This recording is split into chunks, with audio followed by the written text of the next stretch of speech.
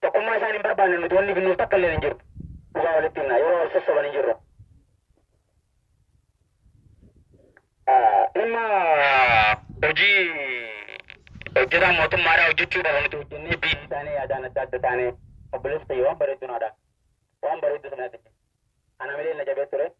Obboleeyyi biyya kanaan akka duraan wal jaalannee kaane sanitti dhiiroo jaalatti teenyatu nuuqimtee akkasumatti itti fuftee jirti immoo yaadaan wal dagannee addaafnee jirraa jee waan jaamu yaaddawaatiin ture. Garuu moonninis waan bareeddudha nuudhaan wanni inni irratti xiyyeeffatu waan Oromoo gufachiisu irratti waan akkasii irratti xiyyeeffannee waan Oromoo hin gufachiifne dalaguudhaaf tattaaffannee yaadaan maali qaamaan adda faffagaanne malee yaadaa fi akeekaan waan hundaanuu milkaa'ina illee wal bira jirra. Injifannoo gonfachiisaa deemu jirullee walumaan itti gammadaa jirra. Hanqina jirullee walumaan itti saalfachaa sirreeffachaa deemaa jirra malee waliin dagannee naan jee obboleessa fayyee iddoo agaratamu su'aalaan bareedaadha. Deebisa gaariin nuuf deebisee jiru. Yeroo qabsoo taasifnu keessatti beekamtummaa irra barbaadutu yeroo hundaa'u caba seenaa keessaan baan nurratti haguugee jira.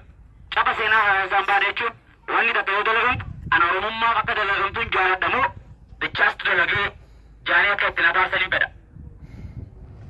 Sini galee Oromummaaf hin dalagu. Quuqama Oromummaatiif yoo hin dalagu toofiq yoo ta'an na gammachiisuu danda'u.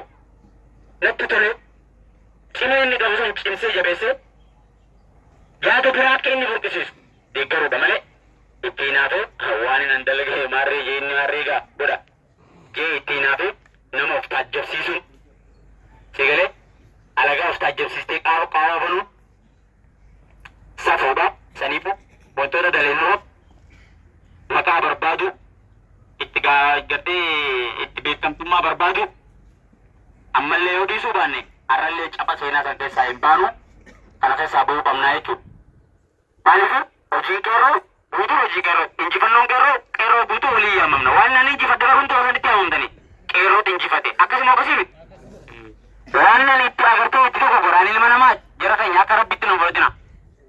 Dhageessanii ani ilma namaa meebii dogogoruu hin danda'a yookaan immoo osoo nan hin dogoggorin akka nan dogoggoretti namni isin qabachiisuu danda'a. Garuu na duuba haasaasu ana qofaamti namoota qabsoo Oromoodhaatti inni buna jee deemu hunda duuba haasaasu haraam caale wallahi. Maaliif dhuftee nama san dhaabbattee deemtee isa qoqortee hamiidhaan dilii bira dalagoo osoo hin ta'in maaliif waan akkanaa kana gootu maaliif waan akkanaa gootu. Dhiyeessa baatee gaafachuun bilirraas bilisa godha naamusa Oromummaa keessatti illee biqila si biqilchaa sammuudhaafis tasgabbii siifannaa deema ni sore. Akkasiin isiniin jaa sana akkasitti alaaluu beekamtummaa haa dhiibnu waan daleenu keessatti.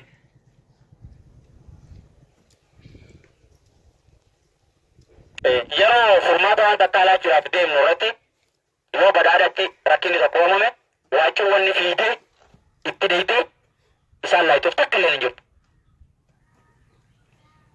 Tokkummaan maaliif qeerroo hojii jirtus qeerroo of tuffattu qeerroo cimtu qeerroo wal dhageessu qeerroo walii qoqqoodamtu kan wal jaalattee hawaasa biyyaa qabattee deemtu ta'uu qabdi. Dhimma isaan caale nuti heddumminaan wal miidheessuu ta'a.